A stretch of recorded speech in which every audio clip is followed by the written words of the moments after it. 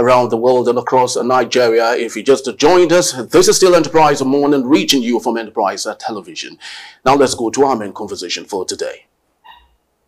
Undergraduates at the University of Ibadan are seeking public assistance due to a 500% increase in school fees from 30,000 naira to 60,000 naira to 230,000 naira and now 412,000 naira with September 22, 2024 as deadline.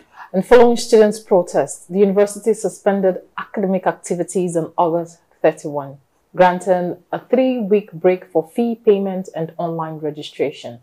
Multiple student bodies, including the National Association of Muslim UI Chapter, Environmental Design Students, and Society of Petroleum Engineers have launched emergency crowdfunding campaigns. Very true. And this appeal highlights the financial distress faced by students, with many at risk of discontinuing their studies due to inability to afford tuition. The Nigerian Education Loan Fund, that is, has disbursed 201 billion naira to 40 institutions and 201 million in loans to 1,370 students of the University of Ibadan, but hundreds remain unapproved. And moving on, UI students body tried to secure NELFund's intervention before the September 20 deadline, but received no response due to the high volume of applicants.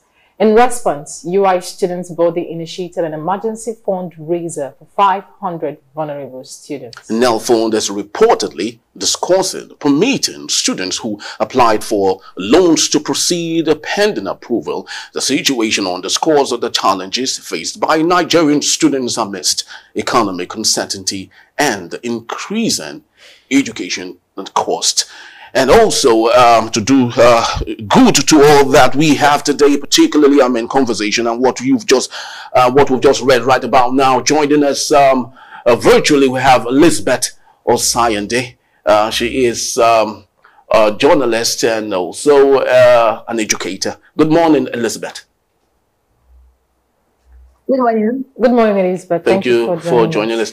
And all the way from Saitama in Japan, we have John Akerele. He is a public affairs commentator. Good morning to you, John. Good morning, John. Good morning. Thank you so very much for your time. And we have in the studios with us one and only Barrister Fansu Feli, a barrister at law and public affairs analyst. Good morning to you, Barrister. Good morning. Thank you for your time. Good morning. All right, so let's kickstart our show today. Of course, there we have it.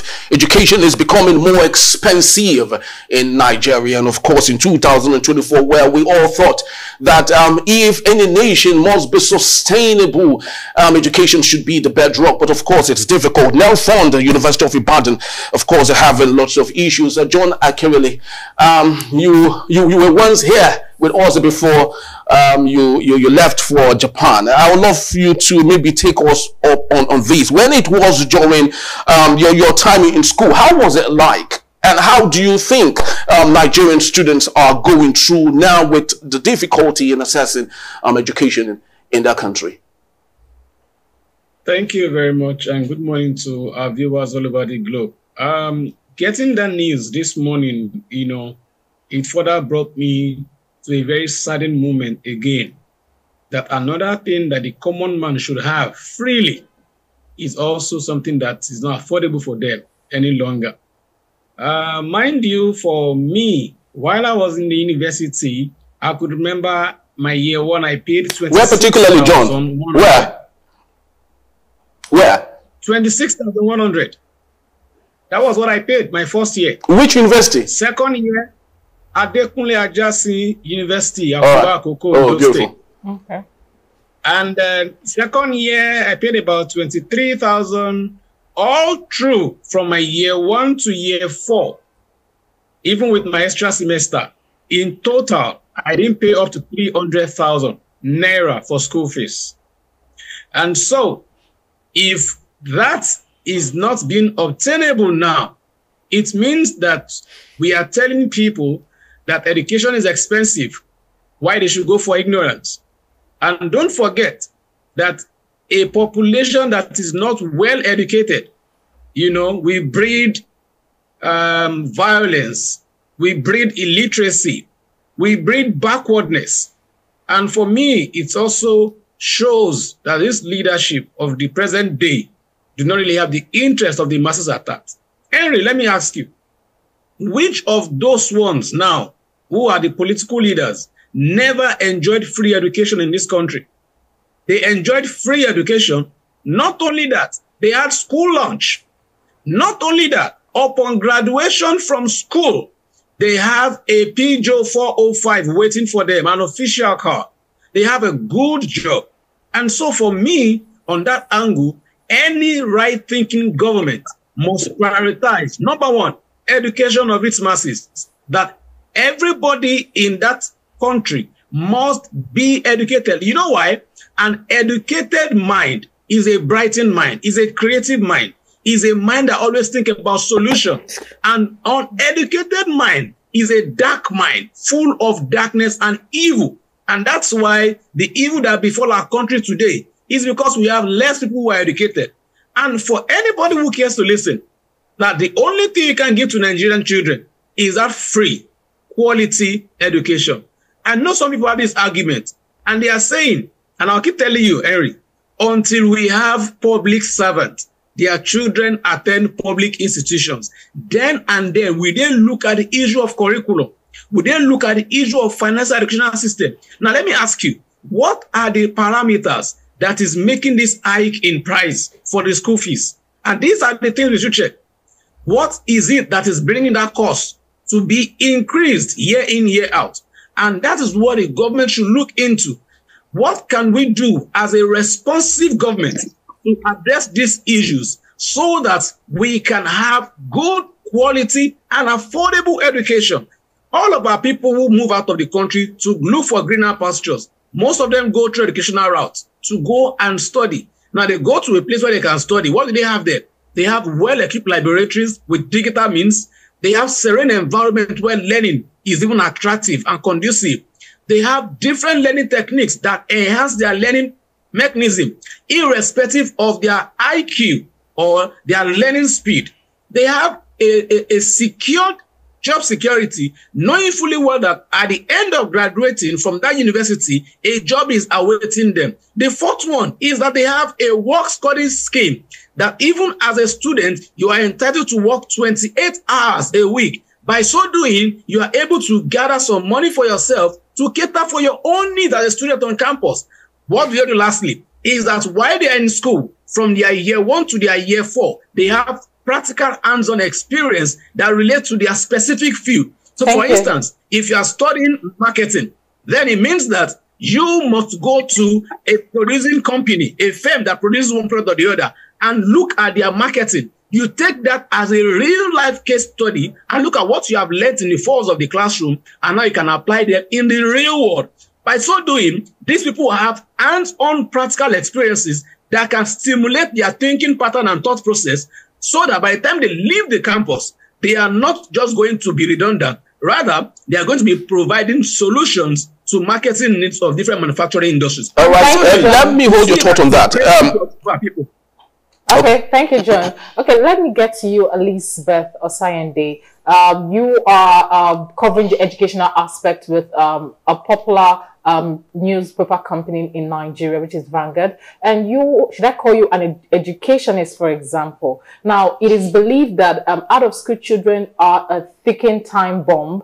Like, they are bombs that are waiting to explode. Now, at this point where some of the tertiary students have been able to scale through from primary to secondary, and now they are not being offered an opportunity, or should I call it a no choice but to drop out due to the high cost of fees for them in this tertiary education. How do we say this would have an impact on our society in the coming year? Wow, thank you very much for that question. I really think that, like what my colleague has said over this issue, for now, federal schools are still at the last man hope when you want to get a seemingly high quality education. But looking at the news all over Nigeria today, it calls for sitting back and looking at the records. UI, and it's sad again that looking at where this is coming, UI, one of the primary universities in Nigeria that ought to accommodate all, is now putting a bridge between the rich and the poor. So looking at, coming back to your question, if this is the case, now we have overlook at the figures of out-of-school children in Nigeria today, and look at it from the news that read yesterday. Some parents are thinking of the option of bringing out their words out from because of the increments in fees. So if there is not a change in this, I think Nigeria becoming a dark nation state. I can't be able to contribute to the global economy. And from the news that we had, the sector that are complaining more are medical students that will live there. They are complaining of brain drain in the medical professional. And now, where they ought to be taking their education and taking their experiences from, is being shut out due to increments in height of school fees. So Nigeria needs to go back to the drawing board. Like the question my colleague asked, what are the indices that are bringing this increments in school fees? We have this administration that just came. We have the introduction of fuel subsidy. We also have the floating of the naira. All these incidences are what we need to address before we think of increment of anything, especially education in Nigeria today. So we have to go back to the drawing board and look at these indices that are affecting our economy. When these are addressed, I think the issue of education in Nigeria will be addressed, and the populace will be informed and able to contribute to the global economy. That's what I have to say now. Thank you very much. All right, thank you so very much, Barrister Vansufeli. Now let's look at some statistics here. Nigeria, a country of over 200 million people, 21 million out of school children. We have about 260 universities in Nigeria. Out of the 260 universities in Nigeria, 2.1 million Nigerian students are undergraduates in such university. Now, don't you think it's time for us to declare a state of emergency in our educational ecosystem? See, in our educational ecosystem is one that have suffered serious blow from the hands of incompetent leaders. First of all, the Minister for Education, what is his strategy? What is the Minister of Education's strategy on education in Nigeria? What is the blueprint for the next 10 years, for the next 15 years, and for the next 25 years? By short-term goals, long-term goals, and medium-term goals. That's the first question we need to ask the Minister for Education. And what is it doing to ensure that there's full performance on this goal? What is Nigeria's budget on education? These are the indices you have to come face to face with. How many percent? Okay, how many percent is that budget? I mean, how many percent is that in the total budget itself? Yeah. Okay. What is the federal government's plan for educating the Nigerian child? Okay. Now, if you look at the indices, this same University of Ibadan, this is, foremost university in Nigeria. Okay. 1945. Yeah. Now, this same university is the same university that produced the likes of Chinua Achebe, that produced the likes of the first mathematician in Nigeria, the likes of, you mentioned them, many of them. Okay. But today, what is going on there? I agree that as at that time, the Nigerian population was not this big. And as at that time too, the government was able to, give them job immediately they left school and made the condition of schooling and education smooth, because they gave them food and they also ensured that they learn in very conducive environment. Now the population has increased. I do not subscribe to the fact that education should be free wholesomely. Okay. Yeah, I do not subscribe to that. Well, you run into a problem when you have this population and you want to benchmark that with what you have. What I will subscribe to is that this thing in Nigeria, where if you want to buy this cup, for example, if you want to school, for example, you have to drop the entire money at once. That's where our problem is. We must create a credit-driven society where those in those universities, apart from the fact that the 400 and something thousand naira is too much, they have to bring it down. Isn't that the purpose of the NEL Fund? Isn't that the purpose of the NEL Fund? Yeah, no, that is, but how effective is it now? How effective? Some of them, they've not approved some. If you read the story, you understand. Some of the students who applied for it have not gotten it. Okay? The loan and all that. You understand? So it's not, NEL fund is fine, but that is not the only thing. I'm saying people should be able to pay that school fees themselves, as much as they can gather it, even 10 times, 5 times, whatever it is. Make a credit economy. Don't ask people to go bring the whole money. Anything they want to buy, they can't bring the whole money at once. You are going to create a criminal society if you want people to put down 100% money at every point in time in all the transactions. First of all, education is not supposed to be paid for. It's not supposed to be paid for. No, it's not supposed to be paid for. It is, education is a right. A free right. By the Constitution, Section 18 of the 1999 Constitution. It's a right. It's just that it is in Chapter 2, where the government went further to say that this will be done as at when practicable.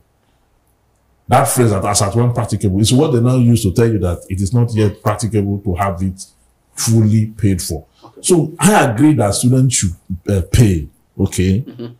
Because we have so many situations. Education is not the only situation in the country, but it is a critical one. You understand? So if you must develop a critical mass where you now have citizens that will respect the rule of law, and citizens that will conduct themselves well in the exercise of their civic responsibility, you need to educate that critical mass. You need to educate that society. And while you educate that society, you have to make education attractive by making sure that it's not exorbitant, by making sure that the environment is conducive, by getting incentives, and then going back to the grassroots to ensure that the number of children out of school, you are able to shrink it to the barest minimum and equalize opportunities for all. That's the responsibility of government. But here, the federal government have shown that they are complacent about education and educating the Nigerian child. There are children who are up to 18 today, 20 that have never been to the 4 walls of a university. Most of them were born on the streets, raised on the streets. Now they are back, they are on the street. So if you have that and you multiply that number, there is no way you will not have crime and criminality in your society. Because what we are doing now, we are spending less to educate Nigerian citizens and then spending so much to fight insecurity. Whereas it was a lack of education, the lack of investment in human capital that led to the insurgency and insecurity you have. So if you have to solve the problem, you will go back, okay, to improve your investment on human capital so that in the future, you will not spend too much on insecurity. How come policymakers are blind to all of this, despite their awesome educational status? We are getting it wrong because, one, these leaders whom you talk about, their children are not in these schools. Okay, they are not there. And so the policy they have for this is an afterthought. It was the Minister of Education that came and said people should be up to 18 years before they are allowed to write WAEC and all that in this country, you know. What is his opinion on this issue, this UI issue, and other federal universities where they've increased school fees to that? Because the lecturers have minimal autonomy to run the school, like to raise funds and then run the internal administration of the school. They have that. So they have a right to make increment as at when necessary. But such increments must be based on the student's capacity to pay. You need to also, apart from the fact that you have to bring the school fees down and then create this credit facility, which is an attempt by NEL fund, the students should be able to pay as many times as possible their tuition. Also, you need to create an environment where these students will be able to work and pay their fees. Because the fact that they are students does not mean, I mean, they don't learn more than 20 hours per week. Okay, so the whole other, the federal government can absorb them into some jobs, okay, so that they're able to also set aside something for them. They're able to school. All over the world, they make that allowance for students. In some countries, you can even major and you minor in 2 different courses. And if you are finding it difficult to do both, you can face your minor and use your time to go and work. Very true. When you are done, you can now come back to school and then face your major. Thank you, Evans. Thank you, Barrister Evans. John Akerele, let me get back to you. And I want to cite something coming from the UI management. And as according to the management of the school, the 3-week break was to allow students to have adequate time to pay the school fee and complete their online registration. Now, if the management can come together to actually plan to give the students time to register and pay their school fee. Can't the management go extra mile if they have it in mind to actually educate the students, even though they can't pay? I want to see that we are increasing our human development, like increasing our goal. Can't the management come together to also look at ways they could actually liaise with the government and how to help the students be able to go through school with the little they have in hand? You see, my dear sister, when we talk about bad leadership and its effects, it cuts across different areas and spheres. And that is what we are suffering in the educational system now. You know, leadership at different strata have failed. And that is what you are seeing now. So for me, as a Nigerian, we must get leadership right. That's the first thing we must get right. When you get the right leadership, all across board, you see that the right leadership comes up with right initiatives, comes up with right thinking policies that will make the people, you know, to progress. Not policies that will stiffen the economy and even stiffen their source of livelihood. So for me, I think the house or the leadership should go back and ask themselves, what are the roles the heroes past played for them to become a professor today? How can they also be like a linking bridge, you know, to help produce the next generation of professors? And that is where we come to the aspect of you thinking about humanity first and taking aside greediness all across board. All I see here is just greediness. Okay? And if you're talking about the management, who is the management? Who is the government? The government oversees all. UI, so as far as I'm concerned, is not a state-owned school, it's a federal institution. And so if you are telling me the management of the federal institution, then it means you're talking about the federal government. And it shows that there's a lacuna somewhere. You know, there's no synergy between the so-called people who are in charge of education and those who run the affairs of education in a country called Nigeria. So at this point in time, all stakeholders need to come to the drawing board. As a matter of fact, the committee that sits on the Federal Universities Board must come and say, as a federal institution, this is the prototype we should run. This is the template we should run.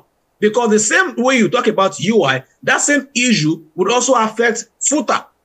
That same issue will also affect FUTMINA, because they are all federal universities all across the country. So as a people, as a country, we must build a structure that makes education easy to fund for our people. Barrister was talking about, you know, good credit system. For me, I think the big major issue we should solve is the issue of holding leaders accountable. And when they are found wanting, that they face the consequences. Henry, if you remember, gone are those days where they sing to you, Simbaka we mi batamia du kokoka. On the street of Lagos today, do you hear such music?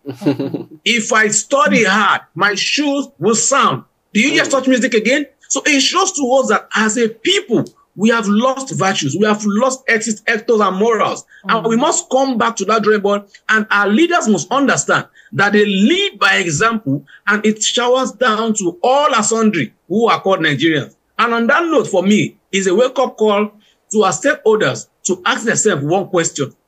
What price can I, as a stakeholder, pay to educate the next generation so that we can have a better country that we all can live in? Thank you so very much.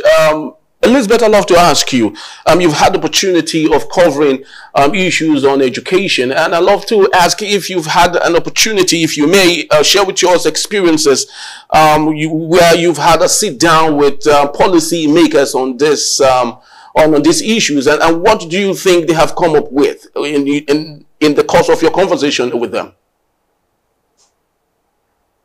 Yes, thank you for that question. One of the issues that, aside from what we are discussing, is the issue of curriculum. We need to go back to the drawing boards and educate ourselves. Policies makers need to come back.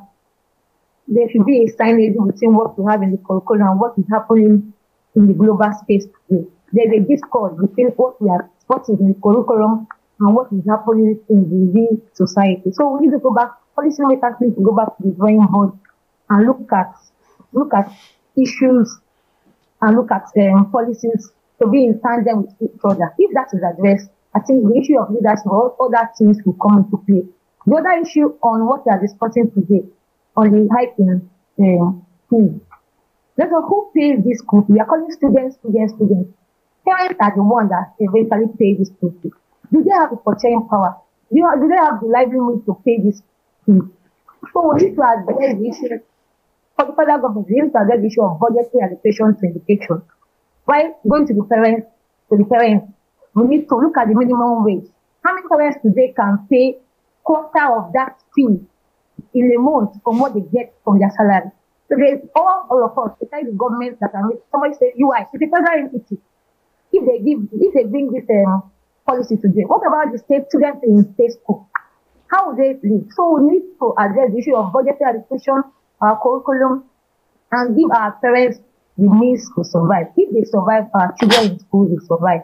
Thank you very much. All right, beautiful. Ambassador Vansufeli, let's go economics for a little bit, and of course, look at leadership style.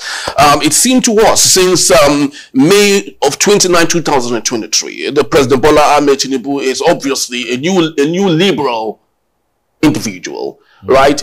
Open market system, austerity measure, allowing market forces to determine what happens in the system, as against Keynesianism, where the government comes into play and ensures that things are done like we see it in China, we see it in Japan, we see it in other world countries that have achieved this. Now, how do we draw the gap? How do we draw the divide? And of course, draw a connection, connecting neoliberalism, of course, which is an open market system, and Keynesianism, where the government should come into ensuring that policies like this that affects the next generation comes into play. In countries where the citizens have been left in utter disregard or deprivation for a long time, Keynesianism is what is required. Government must come into the board. The upstream, downstream regulatory commission, for example, must be in the field, regulating price. Okay, the law on price and costs. Okay, that institution should be in the supermarkets every day, not in their offices. They should go and implement government policies on price. Okay, then not people or owners of businesses that do not comply to what the government wants to do be punished adequately. This liberal economy, this open market for market forces, Nigeria don't have Nigerian situation defy economics. It defies economics because the principle of economics can only strive in an ideal environment where you have high demand, you have, price will go up, where you have low supply, where you have abundance, the economic principles will kick in naturally and define the market. But in the Nigerian case, it's not like that. We're importing fuel from outside the country. Now we now have a refinery.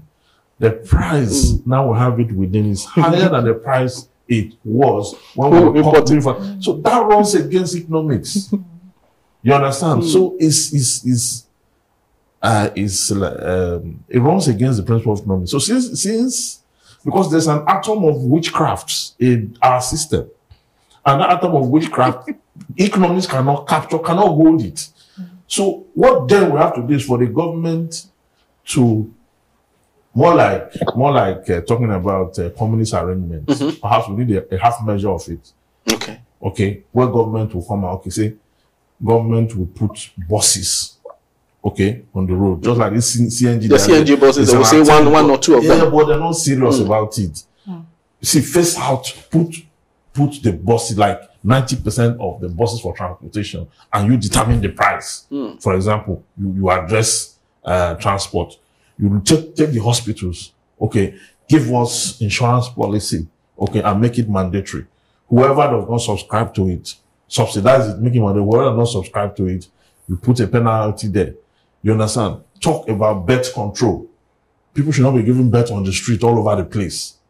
Some places in the north, just anyhow. And at the end of the day, you have insurgency. Let us have a birth. During the Babangida era, we had these 4 children per family. Let's have birth control.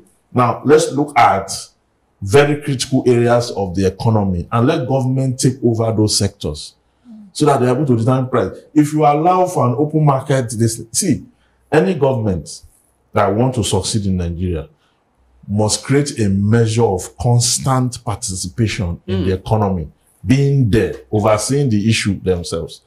Because if you allow market forces don't work in Nigeria. Nigerians' case is we need another kind of subject to define Nigeria economy. Economics has failed completely. Or let's say the economy of Nigeria have bypassed whatever Adam Smith thought he was talking about economically. So we need a new kind of system. If you look at the way things are going right now, you notice that in some goods, that the prices are not just kicking up because of scarcity. The prices are kicking up because people just wake up in the morning and maybe they have issues with their landlord. Landlord has increased rent. The next thing they turn around and look at what they have in their hands. They increase it too. You understand? So everybody's increasing things the way they like because there's no regulation on pricing. And you cannot, if you go to very civilized economies, you know, they don't increase 300%. They don't increase 200% at once. They don't do that. In very serious, you cannot increase fuel from 195 to 1,000 naira. It's not possible. You'll shut down that place. In this civilized economy, they increase by 2 cents, 3 cents, how many dollars? $1, $2. That is how, so life becomes progressive. And even those economies, people are gainfully employed. People have disposable income. Here, people are not gainfully employed. Minimum wage is still 30,000. That's something that people are not paying it. Very true. They are not gainfully employed. They have children who are in schools and all that. And when you want to increase, you don't increase by these short figures. You increase by 300% at once. So how are you going to sustain the economy? Thank you, Evans. You cannot sustain any economy that way. Thank you, Barrister Evans. Okay, we are wrapping up. John Akerele, before we call it a wrap, in 30 seconds, it's one thing to have leaders. It's another thing to have knowledgeable leaders who are knowledgeable enough to want to apply some principles. Now, that is another thing. How well can we say our leaders need to be trained or need to be open to actually go for some trainings to handle the economy and our country well? John, are you there?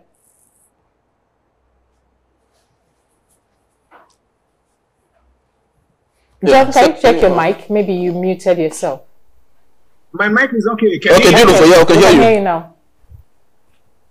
Now, Nigerians must now at this point, I think now these issues are happening so that all of us as Nigerians can go back to our thinking room and ask ourselves a question. Who are those people that want to lead us? What is their pedigree? What are they saying to us that they will do for us? Because now it's only for you to make campaign promises. It's to give the details on how you are going to achieve those promises. Election have consequences, and let's all live with these consequences until the next type of election where we cannot ask ourselves this question. Are we going to go the same route again? On that note, God bless Nigeria. Thank you so very much. Hello, are you there with us? Elizabeth? Yes, I'm okay. All right, beautiful. All right, so there used to be a time when all leaders were mandated to visit the National Institute of Policy and Strategic Studies, KURU, that is in Jos, you know, so they can be better informed on the things they are supposed to do. But now I do not know if there's still interest for that institution. But what do you think is the best way to go with respect to our leaders and knowing the right thing to do going forward? The best way is to go back to looking at the issue of quality. There are some we have in the quality assurance department, but it's just in links. If they are functioning, looking at the state of education, looking at the demand, looking at the prices, I think everything will come into play. So for a leader, having a body like the school that you mentioned and the quality assurance just in links will not go far. There should be implementations of these policies, of these policies that are set in place. If these are put in place and they are followed, I think leadership of the leadership will flow very well in Nigeria. Thank you very much. Thank you. Okay, Barrister Evans Ofili, let's call it a wrap in 60 seconds. Can we get your parting shot? Yes, we need to look at the demand for education and see how we can make the supply equal to the demand. In business school, we're told that the highest commodity, the commodity in Nigeria that have the highest demand is the sachet water. Okay? And if you look at that sphere, you notice that you have so many factories. Even with this failure in power and all that, we have so many factories that have sprung up in every set of the country to meet that need. Okay? So if we borrow an idea from that, education have a high demand, a very high demand, irrespective of the people who are out of school. There's a high demand for education. Now, assessing it, we have low supply. Even with the 200 and how many universities you talk about, we still have low supply. Okay? So the government will have to, come up with a policy that will meet that need. And that is by expanding the country's educational sector. Have more universities, okay? Create more opportunities. Make it easier for people to access these universities and afford them. Because by so doing, all you are spending on insecurity, if you take half of that and inject here, you are able to train the human capital and give them a direction and sense of belonging. By so doing, you create a lot of positivity around that value chain until we have a proper thinking, progressive and appropriate Minister for Education that will come up with blueprints, okay, studies and research on the direction of education in Nigeria. We are going nowhere. Since education is an afterthought, here, we'll continue to have problems with the citizens. We're going to have problems all the way until you solve that problem of human capital. It's very critical. Thank you, Barrister. Very true. Yes, and just before we wrap up today, I think it's very important I read out this excerpt, and of course it's on what education was before now. Some of the major steps taken by the federal government on education after independence, despite the setback caused by the Nigerian Civil War, were the institution of the National Curriculum Conference in 1969, the introduction of universal free primary education in 1976, and the establishment of more federal universities for free.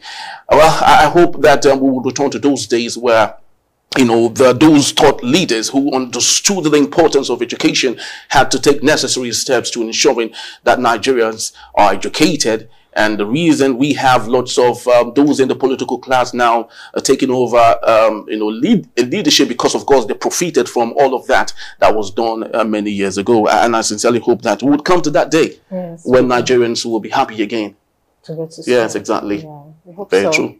All right, so this is just about the time we have for our program today. We'd love to say thank you to Elizabeth Osayende. Thank you so very much for your time. We truly do appreciate it. Yeah, thank you so very much, John Akerele. Thank you as always. Thank you so very much. Whenever we call, you always give us your time. We truly do appreciate it. Thank you, John Akerele, for joining us today. It's a privilege. Thank you. It's a privilege. Yes, Barrister Francis Ofeli. Thank you for having me. Thank you. Barrister. Thank you a bunch. Yeah. Yes.